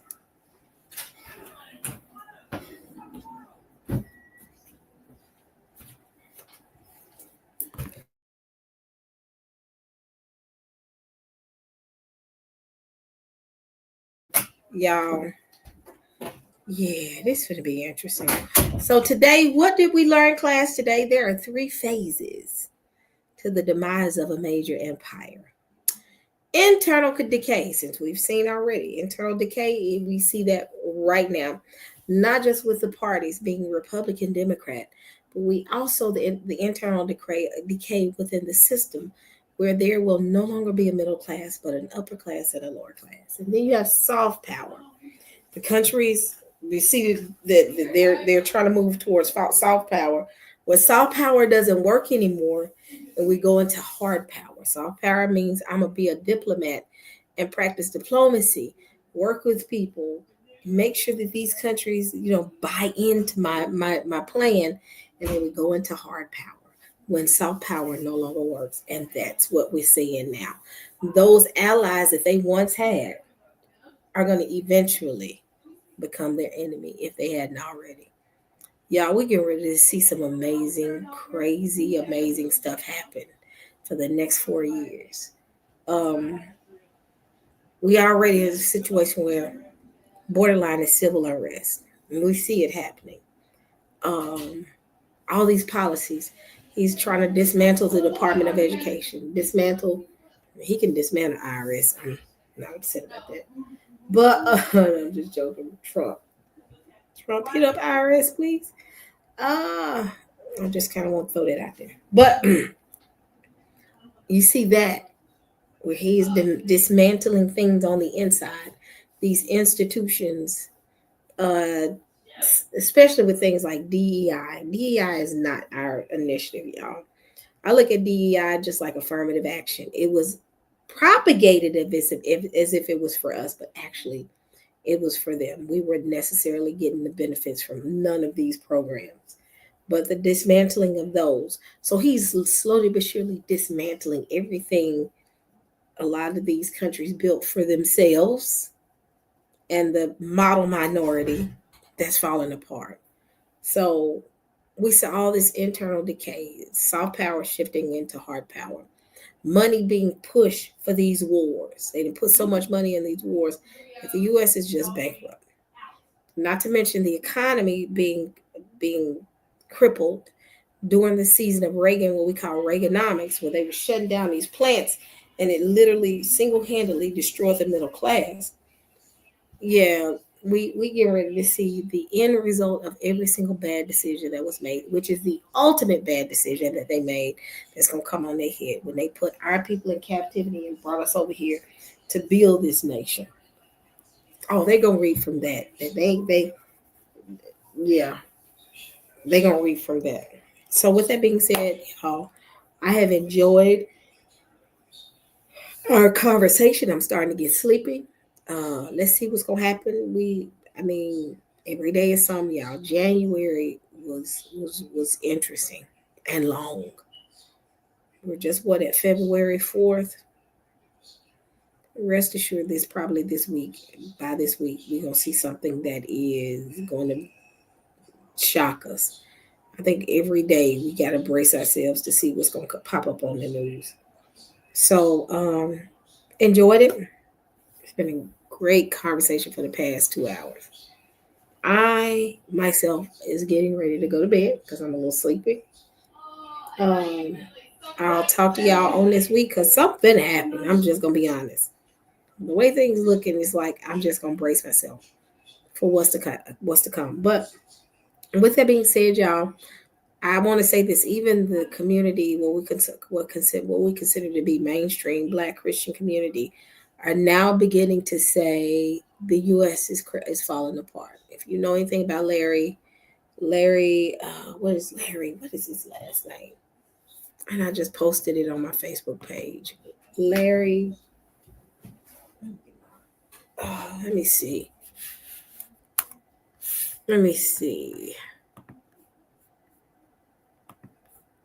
Larry, what is the dude's name? Y'all, I done got tired. I can't even remember what I last watched. Larry Reed had a point that he made. Now, keep in mind, Larry Reed is in mainstream Christianity, and he is a little you know, he just fits that whole Christian. He has a wife and he has kids. I'll leave it right there. But he brings things to light when it comes to the Christian church, some of the things we see in the Black Christian church. But go check him out. And his video is Expose the True State of America. This is a 7-minute video. I want to kind of play it, but some folks be acting finicky. Hey, Larry Reed, I ain't knocking you. I like watching you because you're hilarious. But what's crazy is now the Christian church, or the so-called Christian church, or the mainstream Christian church, what they're saying now, all of us were saying 7 years ago. We've been screaming this 7 years ago, y'all. Folks were screaming, hey, this is not going to last long. Prior to even COVID, they're going to have to pay for what they did to our people. They're going to have to be judged. We went biblical on a lot of these people to show them Most High is going to judge this. He has to. It's in the Bible. He's going to judge this. In the last days, he's going to redeem and restore his people. He's going to judge the very nations that put them in captivity. We've been saying this. Y'all been saying this. Some folks been saying this for 15 years. They thought we were a joke. They thought we were funny. They thought we were just doing just to be doing. They talked about us. And now the Christian church is now saying America's going to fall. So I'm sitting here watching like, why are all these now Christian pastors 7 years ago was looking at us like we're crazy. 10 years ago was looking at us like we were crazy. But now all of a sudden, a lot of these Christian prophets are popping up their heads saying, hey, America's going to fall. How long have we been saying this? And it's not just America. The system itself, the Babylonian system, which stretches beyond America, is going to fall. We've been saying this for how long, y'all? Not all of a sudden, everybody just popped up and said, oh, it's going to fall, it's going to fall. Y'all say it now when you start seeing the signs and signals that, yeah, something happened. But folks been saying this in our community for 10 years. I've been in the community now officially. I'm going to say, I've been in the community for almost 10 years. Because I came into the truth in 2015 and it's 2025. So I've been in for 10 years. So it's been longer than that. It's been 10, 15 years. People been saying this. So now all of a sudden it's a fad. Man, ain't that something? They thought we was crazy. But with that being said, y'all go check out Larry Reed, R-E-I-D, and he talks about it. Where he's saying, woe is coming. The woes are coming. So, all right, family. Well, I have enjoyed this evening. I am getting ready to go to bed. It is 12 o'clock my time, Eastern. So I know some of y'all are hanging on by a string. Some of y'all are sleepy. So, y'all, praise the Most High. Thank you, Diane. I haven't seen you in a while. Praise y'all that you came out. Y'all, I'm getting ready to go to bed. And blessings. And y'all go check out, I know Ema, Carlos with the Hebrew Way. They are probably going to go live in the next hour. So go check them out. The Hebrew Way, they're on YouTube and they're on Facebook. I'm going to go watch them in just a little bit and get ready to go to bed as I'm watching them. So y'all, I'm getting ready to go to bed. Praise the Most High. Pray that he covers us and protects us in these last days. And the things that he's doing, that we are watching and not being hit by his wrath, but just watching his wrath move. I don't want to get hit. I pray every day, Father, while you move and cover my family, put a hedge of protection around my family and friends, because I know you're moving. So with that being said, family, good night. Thank y'all so much. And I will see y'all later on, hopefully this week. Y'all bless. All different type of information every week. Let me speak. If you subscribe, we're going deep.